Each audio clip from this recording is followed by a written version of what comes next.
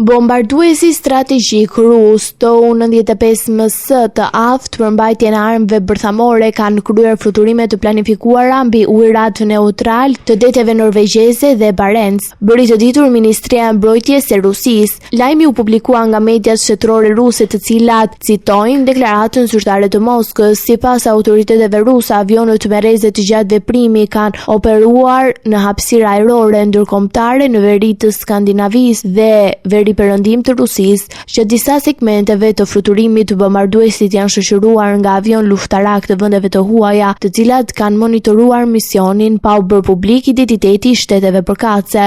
Ministria e Mbrojtjes nuk ka specifikuar data të sakta të fluturimeve, por ka theksuar se operacione të tilla zhvillohen rregullisht në rajone të ndryshme të botës dhe janë në përputhje me normat e ligjit ndërkombëtar të aviacionit. Njoftimi vjen në një periudhë tensionesh të shtuara në hapësirat ajrore ndërkombëtare. Më herët gjatë këtij muaji, Korea e Jugut dhe Japonia ngritën avion luftarak për të monitoruar fluturimet e avionëve ushtarak rus dhe kinez pranë territoreve të tyre. Sipas autorëve japonez, bombarduesit rus Tu-95 fluturua nga deti i Japonisë për të bashkuar me bombardues kinez H-6 në detin e Kinës Lindore, përpara se të kryejnë një fluturim të përbashkët rreth territorit japonez. Këtë lëvizje po ndiqen në vëmendje nga vendet e rajonit dhe aleatët perëndimor në sfondin e rritjes së aktivitetit ushtarak dhe tensioneve gjeopolitike globale.